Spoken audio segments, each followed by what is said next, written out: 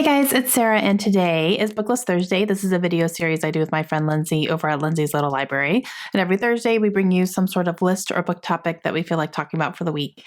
And this week, we are going to be talking about isolated thrillers.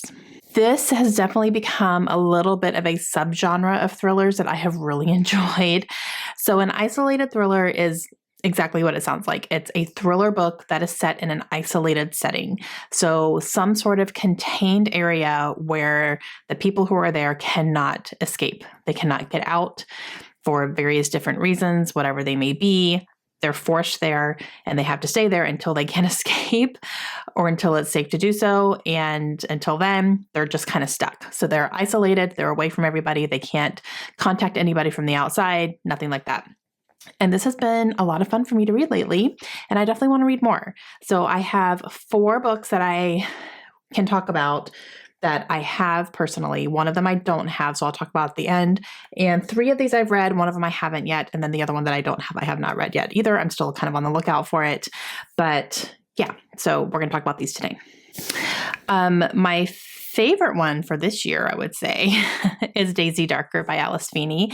This is her newest release, just came out recently, and I absolutely loved this one. So this is set in a house that is on a little isolated island that is connected with a causeway to the mainland. But when the tide is in, the causeway is completely covered and you cannot leave. When the tide is out, the causeway is there. You can cross it safely, no problem. But at least when the tide is in, you cannot access anybody. So that's what this book is. That's how the isolation works. And this takes place at a birthday party for the grandmother of this big family. They're all coming together. They're all planning to stay the night at her house because this is going to be an isolated area. So they're all planning to stay the night, and people start dying. And they can't leave, and it's fantastic. So absolutely love this one. This is going to be probably on my favorites of the year.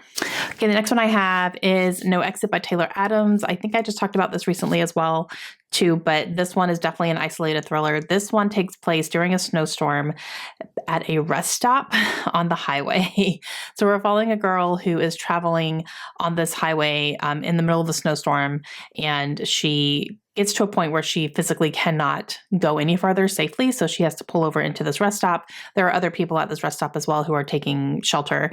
And so she's there with them. And then she realizes upon going out trying to make a phone call, but she's not getting any signal, so she doesn't have any access to the outside. On her way back in, she follows or passes one of the vans from the people who are inside and happens to look inside, and there is a child in a cage in this van. And now she has the knowledge that somebody that she is stuck with here most likely kidnapped and is imprisoning this young girl. And so she's trying to figure out who it is, why, all that stuff, but they're in a very isolated area. Ooh, this one is so good. You want fast-paced? This one right here, and it's fantastic. Okay, another isolated mystery here is Misery by Stephen King. I really loved this book.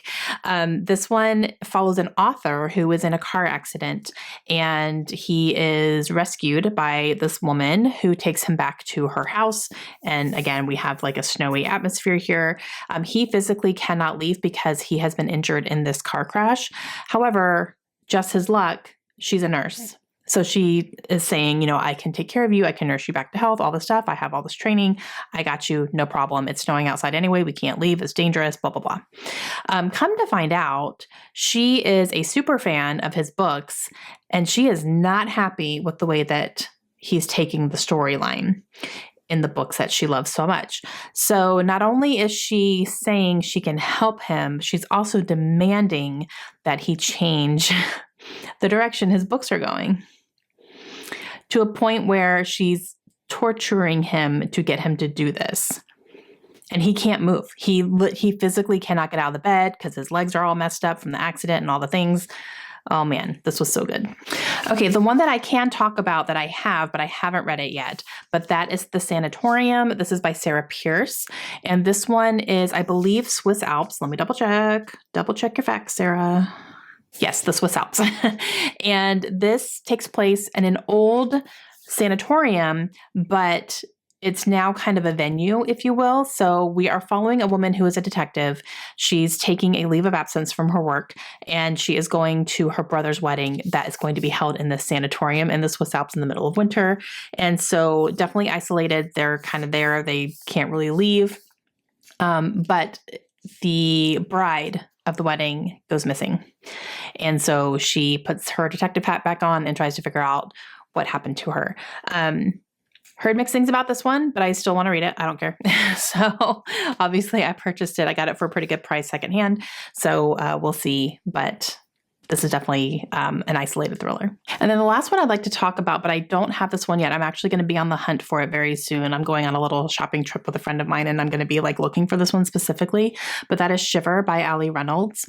I have heard really, really, really good things about this book. And this one is following a snowboarding team, I believe. I want to say like maybe Olympic team or potential Olympic team or something like that. But very talented snowboarders who I think are having a reunion, and things start happening from there. That's all I really know about it. I have heard amazing things about this from my friends who I completely trust their taste in thrillers. And so this is definitely on my radar. I would like to grab this one when I can find it for a good price. And yeah, that's an isolated thing as well, where they're somewhere in the middle of winter and can't really leave. Okay, guys, those are some recommendations / a couple of books that I would really like to read that are isolated thrillers. Let me know down below if you guys enjoy isolated thrillers. I think it makes the tension higher because it really gives the characters no way out and they just have to kind of do what they can with what they're given and the circumstances that they're in. So I think it makes it a lot more interesting. So please let me know down below if you guys have any recommendations for isolated thrillers that I have not talked about. I would love to get some more recommendations for those because I would like to read some more.